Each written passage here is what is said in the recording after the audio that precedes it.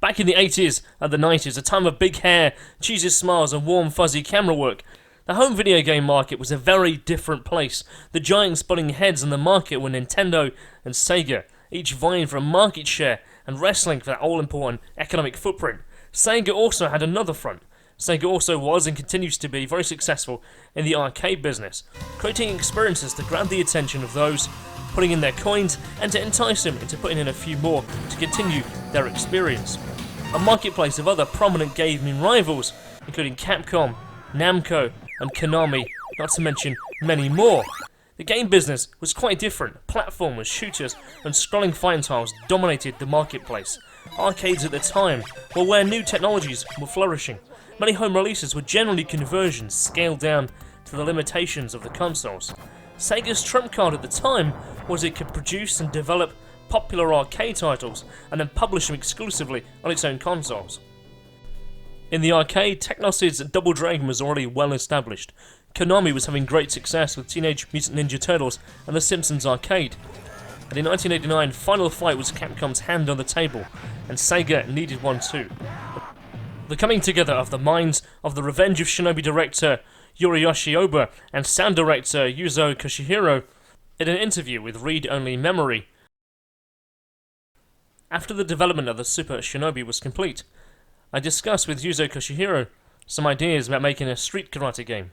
We looked at titles such as Double Dragon and Final Fight, and used TV detective shows like Starsky and Hutch and the A-Team for reference, and then we proceeded to create the concept for Bare Knuckle. With Sega's new resources behind them, and fresh from the success of eSWAT, game designer Hiroaki Chino and art designer Atsushi Samina, who had worked on the Mega Drive version of Capcom Strider, on paper they got together and they drafted the title D-SWAT, D standing for Dragon, Dragon SWAT, and what a different game that mentally conjures up. Development started on July 16th, 1990, with the team looking to complete the title by the end of the same year, priming just 6 months to create and code. With the early drafts unveiled to read-only, 3 characters were initially proposed to take the lead, named Godhand, Blackbird, and Pink Typhoon.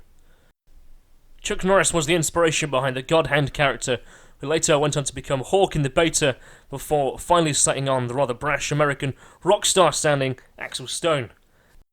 Blackbird was set to be a Londoner, who similarly went through changes, briefly stopping on Wolf, before the decision to be the bold-sounding Adam Hunter.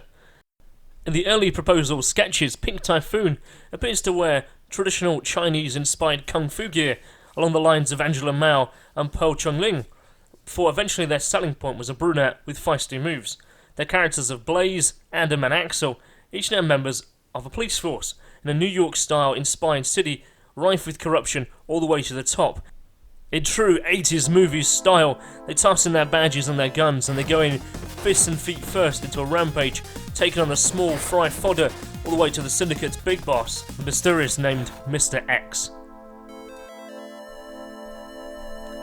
So now you and a buddy can take to the streets for 2-player cooperative action, gameplay mirroring many of the genre already, adopting the attack and jump controls, tapping the attack button yielding a combo, and adding also spectacular backup in the form of a special attack by perhaps being delivered by the only other person on the police force not on the corrupt payroll. Effectively works like a smart bomb, wiping out all the enemies on screen with a huge launcher.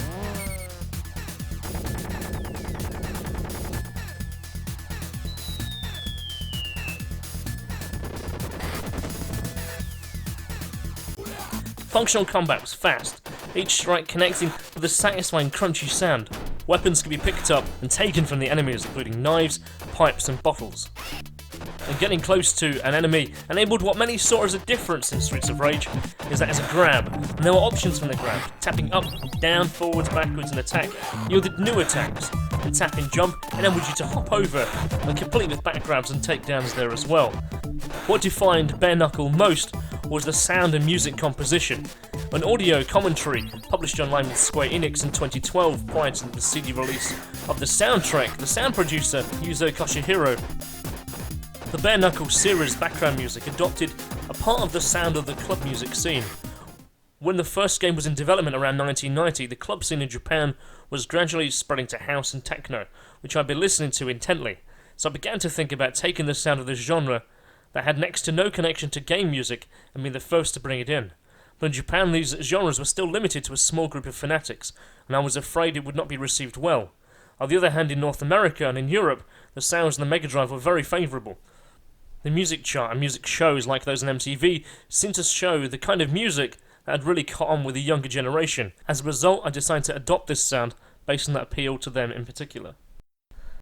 The original Streets of Rage was a commercial success, followed by releases then on the Game Gear and a Master System. The sequel was immediately penned in. Streets of Rage 2 took that formula, its criticisms, removing what didn't work so well, keeping in what did, and amping it up by 10. Sprites were much bigger, more colourful, and greatly defined. Animation frames were increased, hitboxes were tighter, more special effects. Gone was the police backup, which took the player out of the moment, but brought in special attacks akin to Street Fighter, at the cost of some of your life bar. Cue balls, followed by flip kick cartwheels, lightning-infused fists, shoulder charges, breakdancing on the floor. Additionally, unique attacks were then added to each character, which didn't deplete their health, creating the game's most popular soundbite. The story has a first game protagonist, Adam kidnapped by Mr. X's underworld, and bringing in his younger, hip-hop and happening streetwise younger brother Skate, or Sammy for its Japanese release. Axel called upon their friend and wrestler Max, embarking on a mission to go and rescue their friend, traversing the city once more, again overrun by Mr. X's criminal network. Axel and Adam were, gameplay-wise, too similar in the original, so now having 4 characters effectively as light and agile, big and heavy, all-rounder, fast and less damaging, diversify the fighting mechanics to enable multiple playthroughs. Enemy types increased, and they also have on-screen names and bosses for each stage. Streets of Rage 2 became one of the best-selling and most popular games of the 16-bit era, regarded as one of the must-own games for the Mega Drive. To capitalise on the success, Sega greenlit and commissioned a sequel, Bare Knuckle 3, Streets of Rage 3, and this was released on the Mega Drive in 1994. Very slow but popular wrestler Max was dropped from the playable roster in favour of the cybernetic Dr. Zan. It seems the writers wanted to raise the stakes of the story too. The Japanese story writers went full anime for Bare Knuckle 3, opening with a death count, followed by a devastating explosion levelling a city, and a kidnapped military general. With the team now charged with finding the general and stopping more of these infused bombs. The game now adopts a branching multi-route story and different endings, a near future going for robots and cyborgs. The evil syndicate now has plans to replace world leaders with cybernetic replacements, and radiation, and there's even talk of a global war. It's a far step from just punching jobs at the train station and the underbelly of New York City, as Sega of America saw this and went, what? What? That makes no contextual American sense. We just want to beat up grim lackeys on the back streets and lay the smackdown on some bosses. The Sega of America went in with some surgeons, and unfortunately those surgeons were only armed with scissors and some paint and did a poor job on the stitches afterwards, taking out the very anime-esque story and returning it to a very much localised situation in the city, a bomb, the kidnapping of a police chief, and the syndicate placing the imposter as mayor of City Hall, illustrated by Mr. X, who still happens to be cybernetic. The game's first mini-boss was removed as he had perceived homosexuality. Colour palette swaps, covered up characters, cutscenes were all chopped up to accommodate the changes, which created plot holes in the story, and plus Sega of America went on to make the game harder. Streets of Rage is harder on normal than the Japanese hardest difficulty of Bare Knuckle, and maybe Sega of America at the time wanted to show that we can do hard as standard. The commentators of the localization saw it as overhanded, compounding the issue, discouraging players and recommended they import Bare Knuckle 3 instead. The soundtrack also was scorned at the time. Some creators, I believe, are just ahead of the curve. They were using sound technologies in ways that had never been done before, creating a vibe of fast-beat techno-like jungle, throwing in incidental sounds to create the techno rhythms, which actually became much more popular a little bit later on. And suffice to say, at the time, Streets of Rage 3 did not reach the figures nor the review scores that Sega wanted. And from this moment, as SOR Online has so aptly titled, Streets of Rage entered the wilderness years. It It was a strange time to be a consumer watching Sega at this time, as they seemed really confused about what the actual primary consumer hardware was. You had the Mega Drive Genesis doing extremely well, but had now reached the limits of its technology, so they expanded it with the Mega CD, the Sega 32X, and games requiring both. The Saturn had been thrust out to launch. You had arcades running Sega's Model 2 and Saturn-based Titan hardware, but in terms of the Sega internal that we've now seen later on, both Sega in America and Sega of Japan were developing separate hardware platforms. You also had the Neptune and Sega 64 going on at the time. There was a lot going on. So as an internal first-party studio, who knows where you put your focus for your game development. But through that Saturn cycle of 94 to 98, there was no Streets of Rage forthcoming. Nintendo had doubled down on its franchise characters. Sony had entered the gaming market and literally swept the board with everything.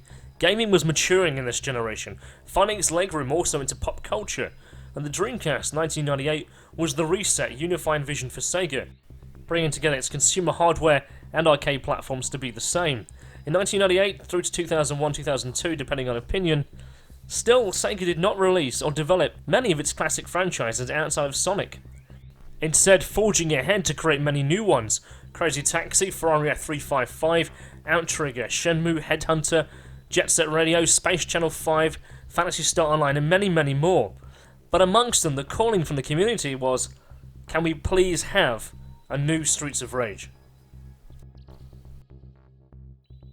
It's not that there wasn't attempts in those wilderness years to create a new Streets of Rage game. The Dynamite Cop, known to Western audiences as Die Hard Arcade, once began as Streets of Rage 4. Just down the road from me, Core Design in Derby, the UK studio responsible for the original Tomb Raider, had begun working on a deal to bring Streets of Rage to life in 3D once again, to the 32-bit and 64-bit platforms.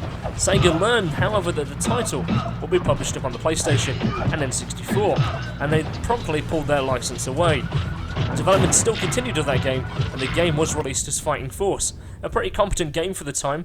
The characters clearly retextured and reimagined Streets of Rage characters, and there was magazine ads still running for the Saturn release, all the way up to the month prior. But in the end, Fighting Force did not get a Sega Saturn release. Fighting Force 2, however, did come to the Dreamcast, but it was changed to become a third-person action shooter, just featuring the main character. Maybe at this time, Sega wasn't quite sure what Streets of Rage was about, and as SRO Online comments, maybe it was a deal-breaker to know that to bring Streets of Rage to a newer generation, the 3D Saturn perhaps wasn't the easiest system to pull off great 3D with. Now, Sega could and should have perhaps looked at titles in its own itinerary. Games such as Guardian Heroes is a great example of a 2D brawler, and perhaps an example of what Streets of Rage 4 could have been like in masterful 2D. In the Dreamcast era, a number of concept videos and basic levels were created, so Streets of Rage was back on, but they were quickly squashed by executives at Sega of America, believing the genre had gone out of fashion, and investment and return wouldn't be forthcoming, and that was that. Now, Sega hadn't quite completely given up on the idea in the Land of the Rising Sun. Sega's AM2 released Spike Out, and also Slash Out, 3D action arcade brawlers based on the Naomi arcade board. A much-touted Dreamcast version never came forthcoming, as Sega then stepped out of the hardware market in 2001. Sega did release an overhaul Spike Out Battle Street on the Xbox in 2004, complete with online play and a multitude of characters that were unlockable. And there was talk amongst the fans online of Axel and Blaze being included. Unfortunately, they were not true. In an interview, Yuzo Koshihiro, the sound producer of Streets of Rage Bare Knuckle, said, "Now Sega's teams are independent, we'll replan it and bring it through Hitmaker first. If they're interested in making it for the Xbox and make a contract with us, I want to restart the plan." He also talked about some ideas he had for the game. "I'm thinking about a first-person mode, needless to say in 3D, and the game will connect for online multiplayer. And my sister, ancient art designer Yano Koshihiro, has already designed 5 characters for Streets of Rage 4 already." But nothing was to become of that. In an interview with IGN, Yuriyoshi Oba stated, "I'm thinking of developing more games for the US market, like the Revenge of Shinobi series and Streets of Rage series, which I once worked on the Genesis." In 2002, that dream was to become a reality, as Overworks published the PS2 game that was the continuation of Shinobi. But did that mean they were also working on a Streets of Rage game too? Unfortunately, nothing came of that either. 2008, a few more years in the wilderness have passed, and Sega appeared to be courting a revisit, getting Bottle Rocket Entertainment to develop a game called Streets of Rage Online for the Xbox 360 and PlayStation 3. Now, famed artist Roger Robinson of Marvel Comics was assigned to create concept art. However, nothing came of the game after Bottle Rocket went under. Roger Robinson, however, did later reveal publicly the material and the artwork that he had made. Now, Sega's attempt to bring new vision to some of its franchises in the form of Altered Beast did not fare too good at all. Shinobi had its strengths, but when it compared to Devil May Cry and Ninja Gaiden, it felt like a substitute in many gamers' views. Golden Axe also didn't deliver, but the story and the attempt to convey the Conan-esque world is praised, but marred by a dull, bland gameplay and poor level design. The track record in bringing back these marquee titles wasn't great, so you can only imagine what they were thinking about Streets of Rage. Now, Mike Hayes, the Sega chief of the US, spoke to Computer and Video Games in 2010. Now, going forward, if we're going to look at any of our existing IPs to bring out of the locker, we're going to have to make sure the quality to a level we now expect. I'm not saying which IP it would be, Streets of Rage, Crazy Taxi, whatever, but we have to build something that is at least 85% rated. We can't just get away with PR. In 2012, it was revealed that a Swedish developer called Grin Barcelona had been tinkering with the Streets of Rage license since around 2009 through a publishing deal with Sega, embarking on a remake of the original Streets of Rage, releasing digitally through the avenues of Xbox Live Arcade, PlayStation Network and likely Steam too. Grin, much like the other developer, went belly up, and limbo status returned once more. With the end of the world approaching for some, it was a rejoicement for gamers, because in the December of 2012, footage emerged of a pre-alpha build of Streets of Rage 4 from Scottish development studio Ruffian Games. The leaked footage made its way to the net. Everyone rejoiced, however, it was a game that got cancelled. It was just an alpha build. Maybe doom and gloom follows this title around. So from there, 2013 came along. Despite a campaign and a huge petition being handed to Sega's offices in San Francisco, with encouragement from Streets of Rage audio composer Yuzo Koshihiro, unfortunately Sega did not respond and stayed stum on the matter. In the May of that year, artist Avon Batista of Backbone Entertainment, developer of many revival-esque games, who themselves had released Sega's vintage collection to the home console market and PCs, showed new concept art of Axel, Adam, Blaze, and a Syndicate Punk. But it is not known if there was any development into actually developing a full-fledged title. You do have to wonder what Sega are thinking in regards to the vast library and catalogue of franchises and great games they sit on. So the fans have literally taken the bull by the horns. And a good example would be, look at the success of Sonic Mania. Developers who were fans of the game went, you know what, we've got to do it for them, because they're not going to do it themselves. Because Sonic Mania really is the Sonic game that should have been released on the Sega Saturn. And then we come to the title known as Streets of Rage Remake. Beginning in 2003, what followed is more than 8 years of development to create the most complete Streets of Rage experience in 2011 by Bomber Games. Possibly the most obsessive, dedicated fan game ever made, to which all involved must be highly commended. If Sega won't do it, we will. With acknowledgement and the initial go-ahead from Sega, Streets of Rage Remake takes the style of the 16-bit beat-em-up, built and coded originally from the ground up, with slick animation, huge improvement in frames, a large selection of characters from across the series. Adam returns along with the overhauled Max, as well as Mr. X, Shiva, Victor, Rue, Ashley, and many more unlockable characters. Movesets are greatly increased, running specials, multiple grab attacks, the return of contextual special backup support from the police. If you're on the rooftop, for instance, the helicopter unleashing hell. Special effects, transparencies, shadows as opposed to black circles, different starting points in the city, following a different multi-branching scenes all tied together into a narrative, and each time can be a different experience. It's nifty fire and lighting, and completing playthroughs gains you coins to buy stuff from the shop, including characters, to enable intoggleable functions such as max specials, such as weapons, continuing from scene to scene, custom colour palettes, and Streets of Rage Maker. So make your own Streets of Rage experience. Sega, though, on its final free release, sent a cease and desist order upon Bomber Games.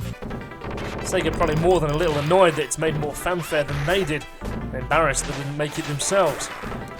So where does this leave the Streets of Rage franchise? Well, it's still literally in the wilderness. Will Sega ever return to the streets?